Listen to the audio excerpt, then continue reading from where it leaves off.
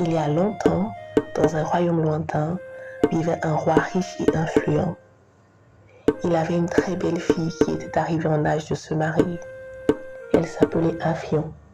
Tous les jeunes hommes du pays voulaient l'épouser, mais elle refusait toutes leurs propositions de mariage.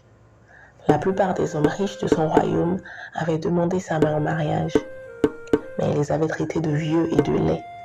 Afion était très fière et très vaine, et malgré les avertissements de ses parents, elle refusait d'épouser les hommes de sa terre. Elle jurait qu'elle n'épouserait qu'un riche prince qui viendrait d'un royaume lointain. Son prince, disait-elle, allait être le plus beau des hommes que la terre n'ait jamais porté. Il serait également fort, parfait sur tous les points et capable de l'aimer convenablement. La nouvelle de l'arrogance d'Afion arriva jusqu'au pays des morts. Pendant ce temps, la princesse continua de désobéir à ses parents, qui lui conseillait d'accepter l'une des nombreuses propositions de mariage qui lui étaient offertes, ce qui les blessait profondément. Un jour, la ville fut en ébullition. Que peut-il se passer demanda la princesse à ses servantes. L'une d'entre elles lui répondit qu'un très bel homme avait été vu sur la place du marché. Un homme plus beau que tous les hommes du royaume.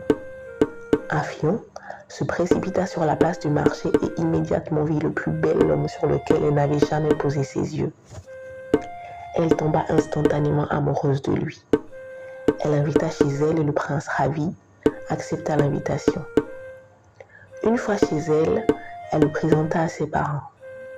Le prince en profita pour demander sa main en mariage auprès de ses parents. Ils refusèrent d'abord parce qu'ils ne voulaient pas que leur fille épouse un étranger. Mais sous la pression de leur fille, ils finirent par céder.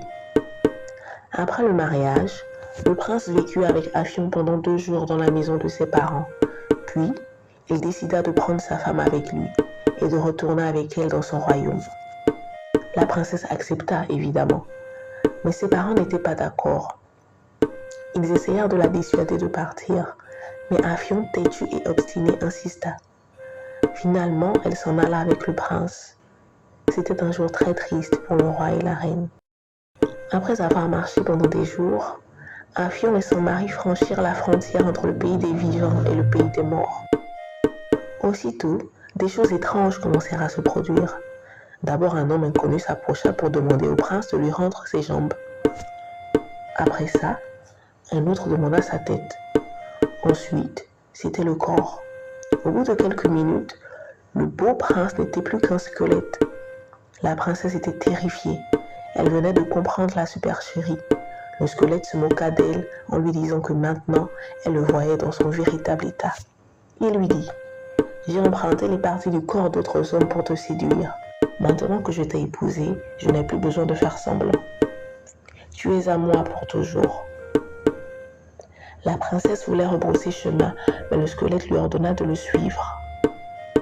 Quand ils arrivèrent au domicile du squelette, ils trouvèrent sa mère qui était une vieille femme, incapable de faire quoi que ce soit. Afion fit de son mieux pour s'occuper d'elle. Elle cuisinait pour elle, lui apportait de l'eau et allait même chercher du bois afin de faire du feu pour réchauffer la vieille femme.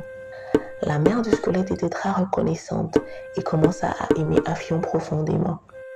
Un jour, attristée par le sort d'Afion, la vieille dame décida de l'aider. Elle promit de la renvoyer dans son royaume le plus vite possible. Si et seulement si, elle promettait qu'à l'avenir, elle ne désobéirait plus jamais à ses parents. Ce que la princesse lui promit. La vieille dame fit alors venir l'araignée, qui était une coiffeuse très agile, et lui demanda de faire à Afion sa plus belle coiffure. Elle offrit également à la jeune fille de beaux colliers et de jolis bracelets pour la remercier pour sa bonté. Enfin, la vieille dame utilisa ses pouvoirs surnaturels et demanda au vent de la transporter gentiment jusque dans le royaume de son père. Ce que le vent fit, il transporta délicatement la princesse et la déposa à l'entrée de la maison de son père. Lorsque le roi et la reine aperçurent leur fille, ils étaient fous de joie. Ils pensaient qu'il avait perdu pour toujours.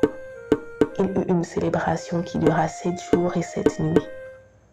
Après ça, le roi fit passer une loi qui interdisait aux parents du royaume de donner leur fille en mariage à un homme dont ils ne connaissaient pas le royaume d'origine.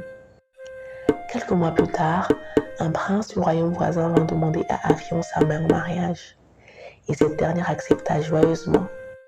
Ils se marièrent, vécurent heureux jusqu'à la fin de leur vie et eurent beaucoup d'enfants.